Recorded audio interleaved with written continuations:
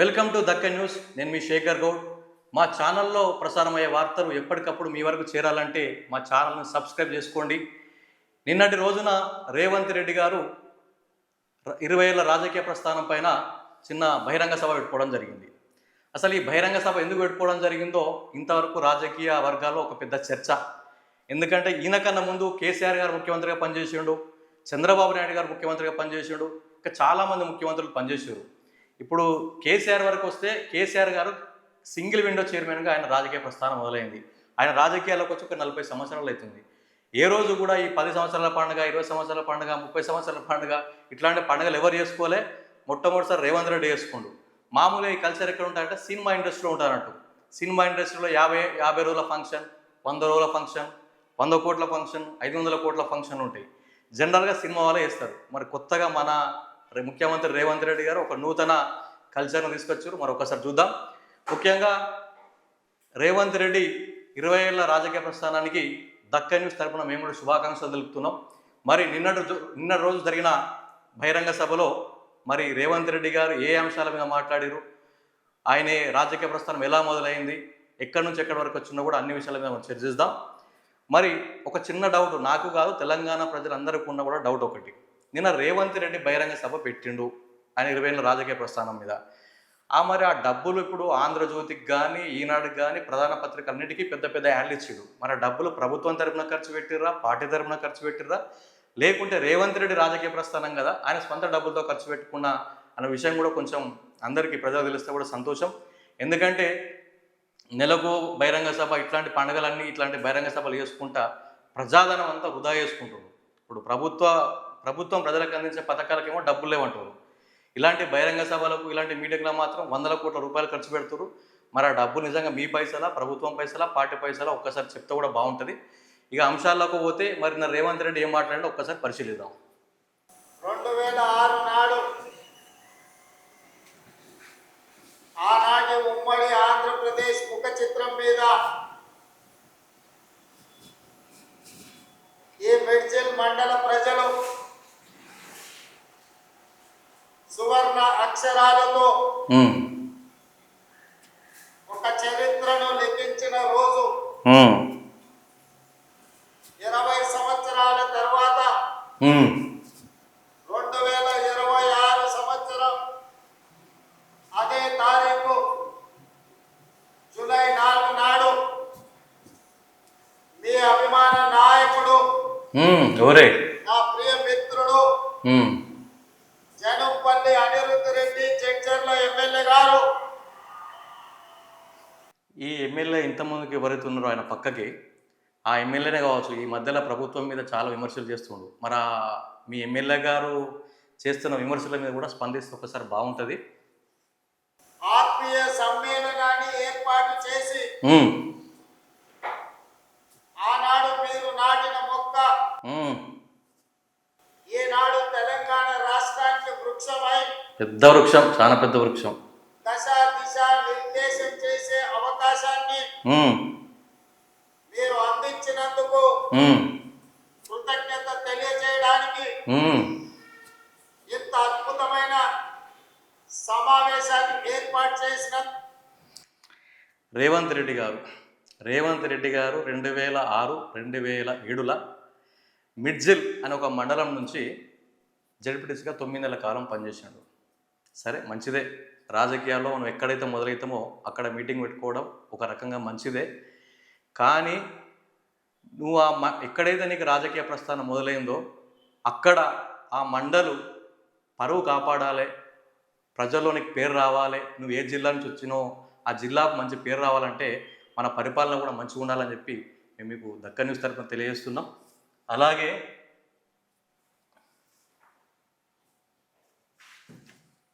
ఇంకో అంశం మాట్లాడాను, ఇది కూడా పరిశీలిద్దాం ఒకసారి.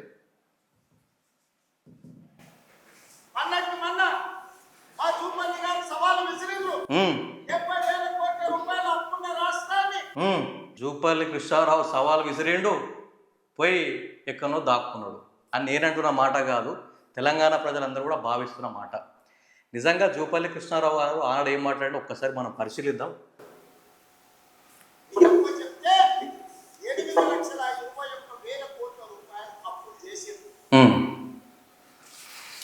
అసలు నిజానికి కూడా తెలంగాణ రాష్ట్ర అప్పు ఎంతుందో నిజాలు తెలియాలి.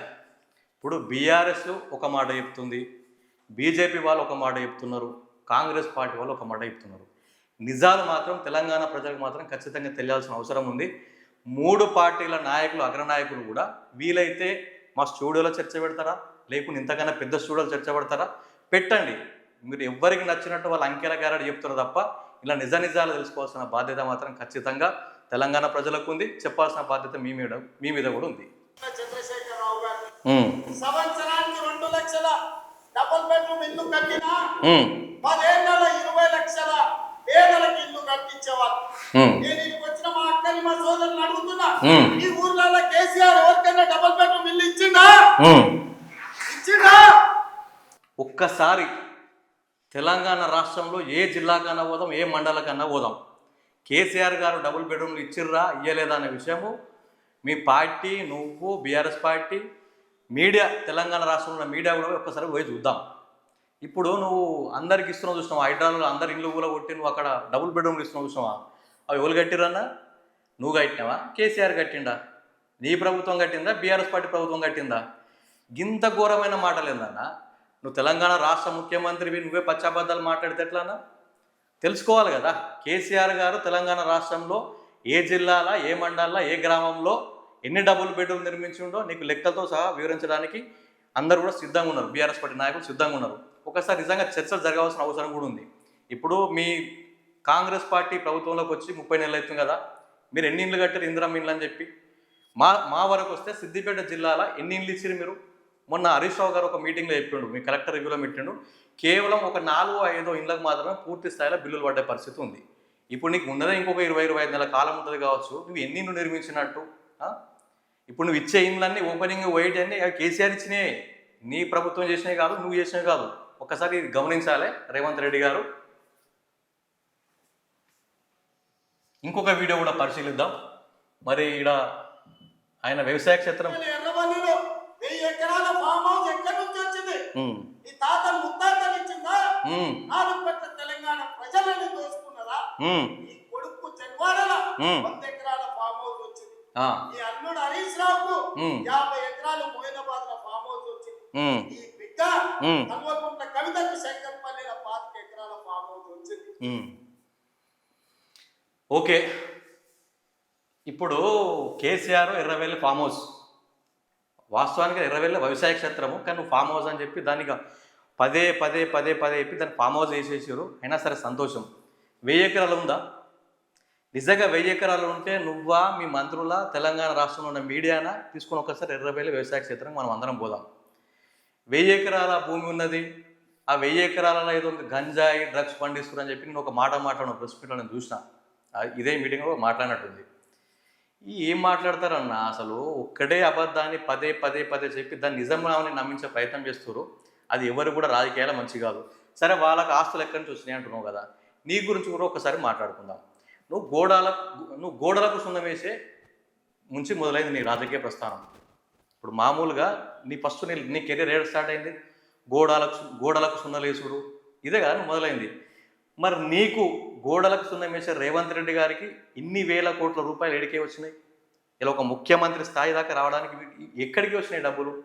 మీ అన్నదమ్ములకు, కొండలరెడ్డికి, తిరుపతి రెడ్డికి ఇన్ని 100 ఎకరాల భూములు ఎడికే వచ్చినాయి? ఈ ఫామ్ హౌస్లు ఎడికే వచ్చినాయి? మీకు కూడా ఇది కూడా చెప్పాలి కదా. ఇప్పుడు రాజకీయ నాయకులు అంటేనే మొత్తం దోసుకు తినేటోళ్ళు ఒకరి మీద వాళ్ళు విమర్శలు చేసుకొని అవి నిజాలా అబద్ధాలా ఇంకా వాళ్ళకి తెలియదు, తెలంగాణ ప్రజలకు తెలియదు. కానీ మీరు చెప్తున్న లెక్క చూసుకుంటే మరి వందల వేల కోట్ల రూపాయలు ఉన్నది. మరి ఇవన్నీ దోసుకు తింటే మరి మీరు ఎందుకు అరెస్ట్ చేస్తలేరు? నిజంగానే అక్రమంగా డబ్బులు సంపాదించి ఉంటే, ఆధారాలు ఉంటే మీరు ఎందుకు చర్యలు తీసుకుంటలేరు? మీరు ఈ ప్రజలను కాపాడతారని చెప్పి మీకు అధికారం ఇచ్చింది తప్ప మీరు ప్రజల సొమ్ము దోసుకొని మీరు వేల కోట్ల రూపాయలు సంపాదించుకోవాలని చెప్పి తెలంగాణ ప్రజలు మీరు ఎప్పుడు కోరిరా?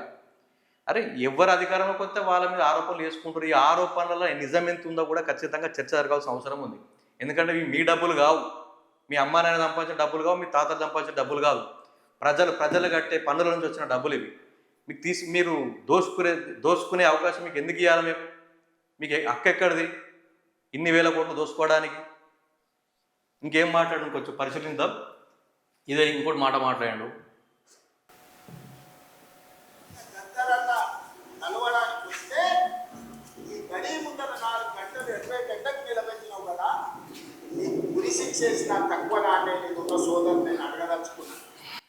గద్దరన్న కేసీఆర్ దగ్గర పోతే కేసీఆర్ గారు 4-5 గంటలు ఎండలు నిలబెట్టిండు అని చెప్పి అన్నాడు. ఒకవేళ ఇదే నిజమైతే నేను కూడా తీవ్రంగా ఖండిస్తున్నా. ఎందుకంటే తెలంగాణ ఉద్యమంలో గద్దర్ పాత్ర కూడా చాలా గొప్పది. మరి అలాంటి వ్యక్తిని మరి ఆయనకు కేసీఆర్కు ఇన్ఫర్మేషన్ ఉందా లేదా, మరి ఎందుకోసం నిలబెట్టారో, ఒకవేళ నిజంగా నిలబెడితే మాత్రం నేను దాన్ని తీవ్రంగా ఖండిస్తా. కానీ సేమ్ మాట నిన్ను కూడా అడగాలనుకుంటున్నా. ఇప్పుడు ఖమ్మం జిల్లాకు సంబంధించిన ఒక గుమ్మడి నరసయ్య అని చెప్పి ఒక ఎమ్మెల్యే గారు ఉంటారు. ఆ ఎమ్మెల్యే గారు మీ దగ్గరికి, మీ ఇంటి దగ్గరికి వచ్చింది కదా నువ్వు ముఖ్యమంత్రి అయిన తర్వాత. ఆయన ఒక రోజు మొత్తం నిలబెట్టిను. మరి నిన్నేం చేయాలన్నా సరే, గద్దర్ గారిని 4 గంటలు అక్కడ బయట నిలబెట్టినందుకు కేసీఆర్ని ఉరిదీయాలి. మరి గుమ్మడి నరసయ్య లాంటి ఒక నిజాయితీ గల ఎమ్మెల్యే మీ ఇంటి దగ్గరకు వచ్చి రోడ్డు మీద నిలబడితే ఒక రోజు కూడా నువ్వు టైం ఇవ్వలేకపోయినావు. మరి ఎందుకు, మరి నిన్నేం చేయాలి? అది నీ విజ్ఞత వదిలిస్తున్నావు. నిన్నేం చేయాలో మేము చెప్పము, ఎందుకంటే నువ్వు ముఖ్యమంత్రి కదా, ఆ నిర్ణయం నువ్వే తీసుకో. ఇట్లా చెప్పుకుంటూ పోతే అన్ని ముచ్చట్లు చెప్పచ్చు. కానీ ఇప్పుడు ఇంకోటి కాళేశ్వరం మీద మాట్లాడాడు. కాళేశ్వరం మీద ఏం మాట్లాడాడు? కాళేశ్వరం 3 ఏళ్ల కూలేశ్వరం అయ్యింది. గోదావరి పాలైంది. కాళేశ్వరం కూలేశ్వరం అయిపోయింది. ఈయన భాషలో కాళేశ్వరం అంటే కూలేశ్వరం. ఇప్పుడు కాళేశ్వరం 1,00,000 కోట్ల తోటి నిర్మించడం జరిగింది. నిజంగా కాళేశ్వరంలో ఒక బ్యారేజ్లో మేడిగడ్డ అని ఒక బ్యారేజ్ ఉంటుంది. ఆ బ్యారేజ్లో 1-2 పిల్లలు కుంగిపోయినాయి అన్నారు.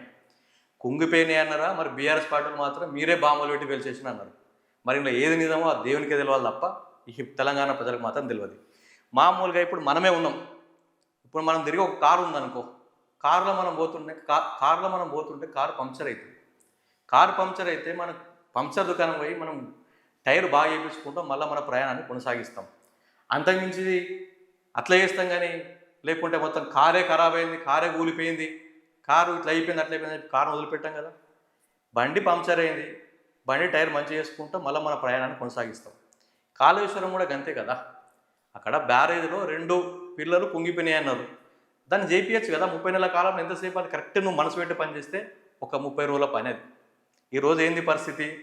ప్రపంచం అంతా సూపర్ ఎల్లినో వస్తుంది, తీవ్ర కరువు రాబోతుందని చెప్పి అందరూ మాట్లాడుకుంటారు. దేశంలో ఉన్న శాస్త్రవేత్తలు కూడా ముందే హెచ్చరిస్తున్నారు. మరి ఇలాంటి సమయంలో మనకు నీళ్ళు ఎడికే రావాలి? మనకు నీళ్ళ సోర్స్ లేదు కదా. మనకు మహారాష్ట్రల, ఛత్తీస్గఢ్ల అక్కడ వరదలు వస్తేనే కదా మన తెలంగాణ ప్రాంతానికి, మన మీదకి గోదావరికి నీళ్ళు వచ్చేటి. ఇప్పుడు ఆల్రెడీ కొంచెం వరద స్టార్ట్ అయింది. ఈ రోజుకు 1,00,000 క్యూసెక్కుల వాటర్ సముద్రం పాలవుతుంది. ఇప్పుడు ఆ వాటర్ను మనం ఇటు మళ్లించుకోవచ్చు కదా. మళ్లించుకొని ఇప్పుడు మన బ్యారేజీలు మనం ఇప్పుడు నిర్మించుకుంటే ఇప్పుడు ఇక్కడ తీవ్ర కరువు అయితే ఉండదు కదా. ఇప్పుడు రాబోయేది చాలా కరువు కాలం. శాస్త్రవేత్తలు చెప్తున్నారు ఇప్పుడు జూలై, ఆగస్టు, సెప్టెంబర్లో ఎల్లినో ఇంకా బలపడుతుంది, ఇంకా వానలు కూడా వచ్చే పరిస్థితి లేదని చెప్పి వాళ్ళందరూ హెచ్చరిస్తూనే ఉన్నారు. మరి ఇప్పుడే ఇంత కరువు ఏర్పడ్డది అంత జూన్, జూలైలోనే అంటే ఇంకా రాబోయేది ముందున్నది 2020లో సమ్మర్ ఇట్లా వస్తుంటుంది కదా. మరి అప్పటికి ప్రజలకు తాగునీళ్ళు ఇడికే ఇస్తారు, సాగునీళ్ళు ఇడికే ఇస్తారు. మీకు కోపం ఉంటే ఉండొచ్చు రేవంత్ రెడ్డి గారు, కేసీఆర్ మీద కోపం ఉంటే కేసీఆర్ని ఏమైనా చేయండి, మీ కోపాన్ని ఎట్లా తీసుకుంటూ తీసుకోండి. కానీ అంతేగాని తెలంగాణ ప్రజల మీద ఎందుకు నీ కక్ష? తెలంగాణ ప్రజలు రాష్ట్ర ముఖ్యమంత్రిగా నీకు అధికారం కట్టబెట్టారు కదా. కేసీఆర్ కంటే మంచి పనులు చేయొచ్చు కదా. ఇప్పుడు కేసీఆర్ రావాలని చెప్పి ప్రజలు ఎందుకు కోరుకుంటారు? నీ పరిపాలన చూసిన తర్వాత కేసీఆర్ పరిపాలనే బెస్ట్ అని చెప్పి కేసీఆర్ కావాలని కోరుకుంటారు. మరి నీ పరిపాలన ఎందుకు కోరుకుంటలేరు? ఎందుకు కోరుకుంటారంటే మనది ఏం లేదు కదా, చేసింది ఏం లేదు కదా. వచ్చే నుంచి మన కేసీఆర్ తిట్టుడే పనే. ఇప్పుడు నువ్వు పెట్టిన సభ కూడా ఏంది? నీ 20 ఏళ్ళ రాజకీయ ప్రస్థానం గురించి నువ్వు మాట్లాడాలి. నువ్వేం మాట్లాడినావు? మొత్తం మళ్ళీ కేసీఆర్ని తిట్టడానికి తప్ప ఆ మీటింగ్ దేనికన్నా ఉపయోగపడుకున్నావా? నువ్వు అన్నట్టు కేసీఆర్లో పామ్ హౌస్లో పండుకున్నాడు అంటున్నావు కదా. నిజంగా కేసీఆర్ పామ్ హౌస్లో వండుకుంటే ప్రజలు మర్చిపెట్టోళ్ళు. కానీ దాన్ని నువ్వే రోజు గుర్తు చేస్తున్నావు. నీకంటే ఎక్కువ కేసీఆర్ ట్రెండింగ్లు ఉంటుండు తెలంగాణ రాష్ట్రంలో. ఎందుకంటే బహుశా నువ్వు యాద్ చేసినంత యాద్ చేసుడు తెలంగాణ ప్రజలు కదా. ఆఖరికి కేటీఆర్, హరీష్ రావు కూడా అంత గుర్తేయకపోవచ్చు. పొద్దుగా లేస్తే నువ్వు లేసుడే కేసీఆర్ అంటావు, మళ్ళీ పడుకుంటప్పుడు కూడా కేసీఆర్ తిట్టుకుంటే పడుకుంటున్నట్టు నువ్వు. అది ఇక నువ్వే ఆలోచన చేయాలి. ఎందుకంటే కేసీఆర్ను లైవ్ లైట్లో పెట్టేది ఎప్పటికీ నువ్వే. ఖచ్చితంగా కేసీఆర్ ముఖ్యమంత్రి చేసే బాధ్యత నువ్వే తీసుకున్నట్టుగా అనిపిస్తుంది రేవంత్ రెడ్డి. ఇక చూసుకో మరి ఒక్కసారి.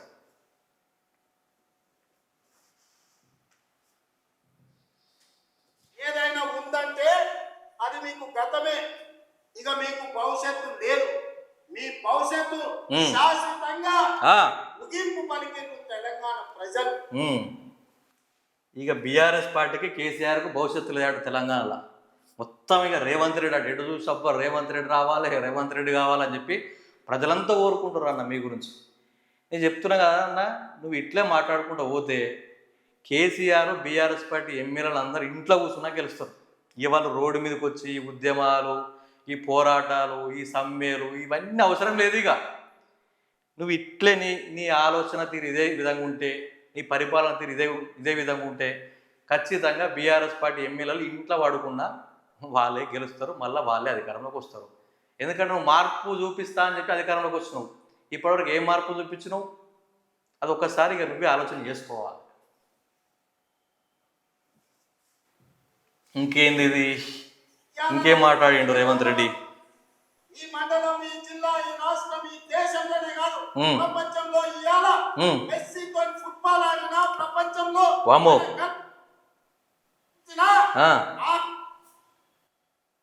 మెస్సీ తోటి ఫుట్బాల్ ఆడిండు. మెస్సీ తోటి ఫుట్బాల్ ఆడంగానే ఇక తెలంగాణ సమస్యలన్నీ క్లియర్ అయిపోయినాయి. రేవంత్ రెడ్డి మన్మడు మొన్న మెస్సీ తోటి ఫుట్బాల్ ఆడిరట. ఏమొచ్చింది తెలంగాణ ప్రజలకు? నువ్వు ఫుట్బాల్ ఆడంగానే పెట్టుబడులు ఏమైనా వచ్చినాయా తెలంగాణ రాష్ట్రానికి? ఏమన్నా దేనికోసం ఆడినావు? ఎవరి కోసం ఆడినావు? నీ సరదా కోసం, మీ మన్మన్ సరదా కోసం ఆడుకున్నట్టు ఉంది. నువ్వు మెస్సీ తోటి ఫుట్బాల్ ఆడడం వల్ల తెలంగాణ ప్రజలకు ఏమన్నా న్యాయం జరిగిందా? ఏమన్నా ఒరిగిందా? ఒక్కసారి మరి తెలంగాణ ప్రజలు కూడా ఆలోచన చేయాలి, రేవంత్ రెడ్డి కూడా ఆలోచన చేయాలి. ఇవ్వే వృధా ఖర్చులే వద్దంటున్నా. మెస్సీతో నీకు ఆడబుద్ధి అయితే, మెస్సీతో ఫోటో దిగబుద్ధి అయితే ఆయన ఎక్కడైతే మ్యాచ్ ఆడతారో అక్కడ పోయి జస్ట్ కూర్చొని రాపో, ఆయనతో ఫోటో దిగి రాపో. ఆయన ఇక్కడ దేశానికి తీసుకొచ్చి, హైదరాబాద్ తీసుకొచ్చి 100 కోట్ల రూపాయలు ఖర్చు పెట్టి ఈ ఆట ఆడి, ఈ ఆట వల్ల కనీసం మనం పెట్టుబడిదారులు వచ్చినట్టు అది కూడా ఏం లేదు. జస్ట్ మీరు ఫోటోలు దిగను, ఆ మెస్సీ ముంగటితో మాట్లాడను, అది కూడా ఫుల్ వైరల్ అయిపోయింది, మీమ్స్ అయిపోయింది అది. ఇక సరే, ఇక నీ ఇష్టం, అది ఏం చేసుకుంటావు, నీ పరిపాలన నీ ఇష్టం. కానీ ఇంకేం మాట్లాడినావు? నీళ్ళు ఇయ్యలే, నిధులు ఇయ్యలే, ఉద్యోగాలు ఇయ్యలే,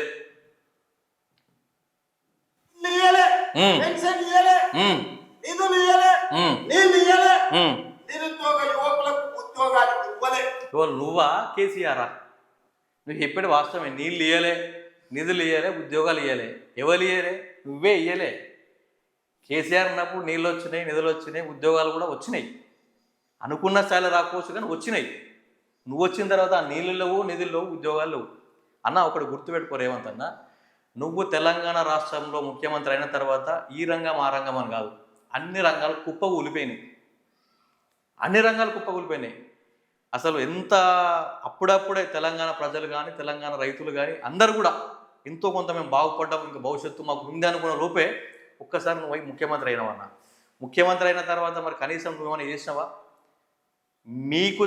నువ్వు చేసినంత అన్యాయము తెలంగాణ ప్రజలకు అటు సమైక్య ప్రదేశ్ ఉన్నప్పుడు ఆంధ్రులు కూడా ఏలే. ఒక రకంగా చెప్పాలంటే ఏం పరిపాలన చేస్తున్నావు అన్న నిజంగా. ఒక్కసారి ఇప్పుడు నీ పక్కగా ఎమ్మెల్యే ఉన్నాడు కదా, గీనని అడగరా అదే ఇప్పుడు మన పరిపాలన మంచిగుందా లేదా, మళ్ళీ మనం గెలుస్తామా, మనం గెలవమా, మనకు ఓట్లు ఎత్తారా ప్రజలు అని చెప్పి మీ బీఆర్ఎస్ పార్టీ, ఈ మీడియానో, ఈ జర్నలిస్ట్లో కాదు, మీ ఎమ్మెల్యేలనే ఒక రూమ్లో కూర్చుని పెట్టుకొని ఛాయ్ తాగకుండా కరెక్ట్ చెప్పురా పోయి మనం మళ్ళీ అధికారంలోకి వస్తామా రామా, అసలు గెలుస్తామా గెలవమా అని చెప్పి ఒకసారి గుండె మీద చేసుకొని నిజం చెప్పమని చెప్పు. వాళ్ళు నిజం చెప్తారు. ఆ నిజం చెప్పిన తర్వాత మీ ఆలోచన ఒకసారి చేంజ్ చేసుకో. ఇక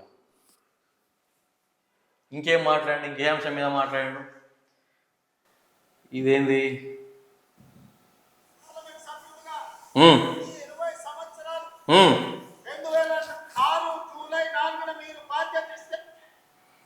నువ్వు 20 సంవత్సరాలు పార్లమెంట్ సభ్యుని గడున్నామన్నా. అదే అంటున్నా, మొత్తం నీ మైండ్లో అంతా కేసీఆరే ఉన్నాడు.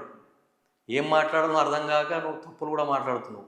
రేవంత్ రెడ్డి మంచిగా మాట్లాడతారని చెప్పి ఇంత పేరున్నది, ఆ ఫ్రస్ట్రేషన్లో ఏం మాట్లాడుతున్నావు అర్థమైతలేదు. 20 ఏళ్ళు నువ్వు పార్లమెంట్ సభ్యునిగా లేవు, 5 సంవత్సరాల కాలం పాటు నువ్వు పనిచేసినావు అంతే. ఆగమాగం కాకు, ఎందుకు ఆగమవుతున్నావు అంతగా? ఒక్కసారి రైతుల గురించి కూడా ఏదో మాట్లాడుతున్నాడు, దీన్ని కూడా ఒకసారి పరిశీలిద్దాం. ఇచ్చినందుకు పోవాలన్నా, రైతు రుణమాఫీ చేసినందుకు పోవాలన్నా, రైతు భరోసా చేసినందుకు. రైతు రుణమాఫీ ఏడైందన్నా? రైతు రుణమాఫీ రూపాయి ఉంటే చాలా మంది కూడా రుణమాఫీ కాలే. ఇప్పుడు నువ్వు 100 మంది ఉంటే ఒక 15 మందికి వేసి మొత్తం అందరికి వేసినా అని చెప్పుకుంటున్నావు రుణమాఫీ. ఇవే ఈ స్టంట్లో వద్దన్నా, ఎందుకంటే చాలా రైతులు నీ మీద చాలా మంది ఆశలు పెట్టుకున్నారు. ఇప్పుడు కేసీఆర్ పరిపాలన రైతులందరూ మంచిగా ఉండగా కూడా నువ్వు వాళ్ళకి ఏదేదో చెప్పినావు, వాళ్ళ మభ్య పెట్టినావు. అయ్యో కేసీఆర్ కంటే గొప్పగా చేస్తాడేమో రేవంత్ రెడ్డి అని చెప్పి నీకు వాళ్ళు ఓట్లు వేసారు. ఓట్లు వేస్తే ఏం చెప్పినావు? అందరికీ రుణమాఫీ వేస్తా అని చెప్పి మాట ఇచ్చినావు కదన్నా. మనం వేసిన కొందరికి నువ్వు 20 మందికి చేసి 100 మందికి చేసి అని చెప్పుకుంటున్నావు. ఇంకోటి ఏదో రైతు భరోసా గురించి మాట్లాడినావు. వరి వేస్తే ఊరి రైతు భరోసా గురించి కూడా మాట్లాడాడు. రైతు భరోసా ఏమైంది? కేసీఆర్ రైతు బంధు ఎకరానికి 10,000 ఇస్తుండు, నేను గెలిస్తే ఎకరానికి 15,000 ఇస్తాను మాట ఇచ్చినావు. ఎంత ఇస్తున్నావు అన్న? ఇప్పుడు ఎకరానికి 15,000 ఇస్తున్నావా? 15,000 ఇస్తున్నావు అన్న? చెప్పన్నా ఎంత ఇస్తున్నావు ఒకసారి గుర్తుపెట్టుకో. రెండో మాట కూడా ఏమో మాట్లాడినట్టు, ఇంకో మాట కూడా ఏదో మాట్లాడినట్టు. ఆ దుర్మార్గుడు చెప్తే 2 కోట్ల ఇంకోటి, రేవంత్ రెడ్డి అధికారంలోకి వస్తే ఈ పంట ఆ పంట అని కాదు, ఏ పంట వేసినా క్వింటాలకు 500 రూపాయలు బోనస్ ఇస్తా అని చెప్పిండు. ఇప్పటివరకు ఇస్తున్నావా అన్న? నువ్వు రైతులకు పూర్తి స్థాయిలో రుణమాఫీ చేయలే. ఎకరానికి 15,000 రూపాయలు ఇస్తలేవు. వడ్లు చివరి కింద వరకు కొంటున్నాను, అది కూడా నిజంగా అది వాస్తవం కాదు. ఎందుకంటే మొన్న వడ్ల కొనుగోలు విషయంలో ఎంత దారుణం అయిపోయింది. కొంతమంది అక్కడ వడ్లు నెల రోజులు పోసిన తర్వాత కూడా ఎవడు కొనలేక హార్ట్ అటాక్ వచ్చి చనిపోయిన కూడా సంఘటనలు కూడా ఉన్నాయి. నువ్వు యూరియా కూడా సరిగ్గా ఇస్తలేవు అన్న.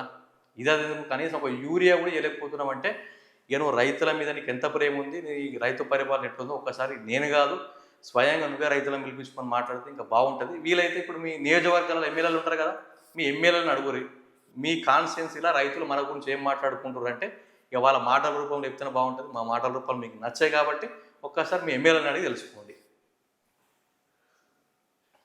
ఇంకోటి ఏంది, వడ్ల కొనుగోలు మీదే మాట్లాడుతున్నాం. మళ్ళా 1,000 కోట్ల రూపాయలు వడ్లు కొనడానికి నిధులు ఖర్చు పెట్టి ఉచిత విద్యుత్తు కోసం 30,000 కోట్ల రూపాయలు వ్యవసాయానికి పట్టిగారు. కేసీఆర్ ఉన్నప్పుడు రైతులకు ఉచితంగా 24 గంటలు కరెంట్ ఇచ్చిండు. మరి ఇప్పుడు ఎన్ని గంటలు ఇస్తుండో ఒక్కసారి మీరు చెప్పాలి. అది కూడా ఒకసారి చెప్పాలి. 10 గంటలు 12 గంటలు ఇస్తున్నావు, 24 గంటలు ఇస్తున్నామని చెప్పి నువ్వు ప్రచారంలో వాడుకుంటున్నావు ఆ అంశాన్ని కూడా.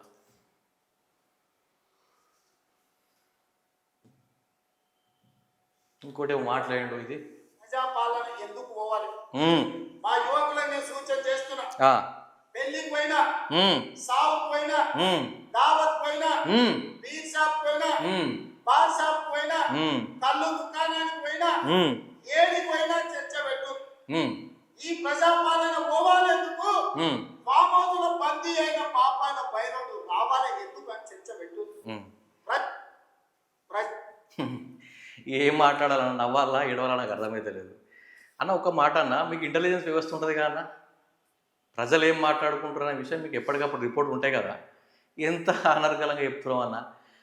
బీర్ షాపులట, బార్ షాపులట, కళ్ళు దుకాణాలట, హోటళ్ళట, పెళ్లిల కారణాలట, సావుల కారణట అన్న. నిన్ను మాత్రం తిట్టుతున్నారు అన్న. తెలంగాణ ప్రజలు ఈ వర్గం ఆ వర్గం కాదు, ఘోరంగా మాట్లాడుతున్నారు, ఘోరంగా బూతులు మాట్లాడుతున్నారు. ఇక మేము చెప్పలేము, మీరు ఎప్పటికప్పుడు కొంచెం ఆ సోషల్ మీడియానో లేకుంటే మీ ఇంటెలిజెన్స్ రిపోర్టో ఏదైనా ఉంటే తెప్పించుకొని చూడరు. ఏం చేసామో అని మాట్లాడతారన్నా. ఇంకా మళ్ళీ మిమ్మల్ని అధికారంలోకి ఎందుకు తీసుకొస్తారన్నా? నువ్వు ఈ వర్గం ఆ వర్గం అని అన్ని వర్గాలను మోసం చేస్తున్నావు. కేవలం నీ కళ మాత్రమే నెరవేరింది. రేవంత్ రెడ్డి ముఖ్యమంత్రి కావాలనుకుంటూ ముఖ్యమంత్రి అయ్యింది అంతే. కేవలం నీ కళ నెరవేరింది తప్ప తెలంగాణ ప్రజలు నీ మీద అయితే ఏదైతే ఆశలు పెట్టుకోరో ఆశలు మాత్రం నెరవేరలేదు. ఇప్పటికైనా మీకు ఇంకా 20-25 నెలల కాలం ఉన్నట్టుంది. ఆ కాలాన్ని కేసీఆర్ను తిట్టడానికో బీఆర్ఎస్ పార్టీని బ్లేమ్ చేయడానికో కాకుండా తెలంగాణ ప్రజలకు న్యాయం చేసే విధంగా మీ పరిపాలన ఉంటే బాగుంటుందని చెప్పి మేము మీ నుంచి ఆశిస్తున్నాం. చివరిగా ఇంకొక విషయం ఉంది, ఆ విషయం మీద కూడా చూద్దాం. తెలంగాణ చూడండి, ఒంటి మీద బట్టలు లేకుండా ఈ రేవంత్ ప్రభుత్వ అధికారులు మమ్మల్ని అరెస్ట్ చేశారు. ఇంత అహంకారమా? మేము ఏం చేశామని 19,000 ఉద్యోగాలు ఇవ్వండి అని చెప్తే మా మీద కేసులు, మా మీద ఇలా సెక్షన్లు పెట్టి మమ్మల్ని తోసే ప్రయత్నిస్తున్నారు. ఇది ఇప్పటికీ రేవంత్ రెడ్డి ప్రభుత్వం చర్మగీత పాడినట్టే. దగ్గర కూడా రేవంత్ రెడ్డి గారు దిగిపోయి ఏం అడుగుతున్నారో నిరుద్యోగులు? నువ్వే కదా అన్న చెప్పింది. రేవంత్ రెడ్డి ముఖ్యమంత్రి అయితే సంవత్సరానికి 2 లక్షల ఉద్యోగులు ఇస్తామని చెప్పి నువ్వే కదా చెప్పింది. ఈ నిరుద్యోగులే కదా ఇలా నువ్వు ప్రభుత్వంలో రావడానికి పనిచేసింది. పాపం నిరుద్యోగులు కేసీఆర్ ప్రభుత్వంలో ఆశించిన ఉద్యోగాలు రాలేదని చెప్పి, రేవంత్ రెడ్డి వస్తే ఉద్యోగాలు వస్తాయని చెప్పి, సంవత్సరానికి 2 లక్షల ఉద్యోగాలు వస్తాయని చెప్పి వీళ్ళు నిరుద్యోగులు ఎక్కడికక్కడ ఏ ఊరిలో ఆ ఊర్లో, ఏ మండలంలో ఆ మండలంలో, ఏ జిల్లాలో ఆ జిల్లాలో నిరుద్యోగులు ఇంటింటికి తిరుగుకుంటా మీ ఎమ్మెల్యేల కంటే వాళ్ళు ఎక్కువ పనిచేస్తారు. ప్రజల కాళ్ళు బట్టి మొక్కుకున్నారు రేవంత్ రెడ్డి వస్తే మనకు ఉద్యోగాలు వస్తాయని చెప్పి. వాళ్ళు ఊరు ఇరుకుండా ప్రచారం చేశారు. వాళ్ళని ఎంత దారుణంగా మోసం చేసామన్నా, నీకు ఎట్లా మనసు వచ్చిందన్న నిజంగా. ఇలా వాళ్ళు దిల్సుఖ్ నగర్లో, చిక్కడపల్లిలో, మన అశోక్ నగర్లో ఒక్కొక్కరు 30, 35 ఏళ్ళు 40 ఏళ్ళకి దగ్గరకు వచ్చారన్న. వాళ్ళ జీవితాలు మొత్తం పోరాటాలకు ఈ ఉద్యమాలకే అయిపోతున్నాయి. వాళ్ళు ఉద్యోగాల కోసం వచ్చారన్న హైదరాబాద్కు, ఉద్యమాలు చేయడానికి కాదు. ఇంకెట్లా మనసు వస్తాయన్న మీకు? వాళ్ళు ఏం అడుగుతారన్న? మీ కొండలరెడ్డి ఆస్తులు అడుగుతారా? మీ తిరుపతి రెడ్డి అన్నయ్య ఆస్తులు అడుగుతారా? నీ ఆస్తులు అడుగుతారా? లేకుంటే మీ బిడ్డలను సంపాదించిన ఆస్తులు అడుగుతారా? వాళ్ళ హక్కు కదా అన్న, వాళ్ళు చదువుకున్నారు, వాళ్ళకు ఉద్యోగాలు చేసిన బాధ్యత ప్రభుత్వాల మీద ఉంటుంది కదా. నువ్వే కదా వాళ్ళకి ఇస్తా అని చెప్పి ఆశలు పెట్టింది. ఇలా వాళ్ళని ఇంత దారుణంగా ట్రీట్ చేయడము, వాళ్ళని ఇట్లా అరెస్ట్ చేయడము, ఒక్కసారి నీ మనసుకు ఆలోచన చేయి. మీ పార్టీ కార్యకర్తల కంటే, మీ పార్టీ కంటే, రాహుల్ గాంధీ కంటే, సోనియా గాంధీ కంటే ఈ నిరుద్యోగులే మీకోసం పనిచేసారు. ఆ నిరుద్యోగుల ఉసురు తగలద్దు అనుకుంటే వాళ్ళు ఏమడుగుతారన్నా? రాష్ట్రంలో 19,000, 20,000 ఖాళీలు ఉన్నాయి కానిస్టేబుల్ ఉద్యోగాలు. వాటినే కదా ఏమంటుంది. 5,000 ఉద్యోగాలు ఎవరికి ఇస్తావు? ఇన్ని లక్షల మంది నిరుద్యోగులు ఉన్నారు, నువ్వు ఇచ్చే ఉద్యోగుల శాతం, ఉద్యోగాల సంఖ్య ఎంత? నువ్వు అక్కడ ఖాళీలు ఎంత? ఒక్కసారి దీని మీద మళ్ళీ రాష్ట్ర ప్రభుత్వం పునఃపరిశీలన చేసుకోవాలి. నిరుద్యోగులు ఏదైతే పోరాటం చేస్తారో ఆ పోరాటానికి ఎప్పటికప్పుడు దక్క న్యూస్ అండగా ఉంటుంది. మీ తరపున ఫైట్ చేయడానికి మేము కూడా ఎప్పటికప్పుడు సిద్ధంగా ఉంటాం.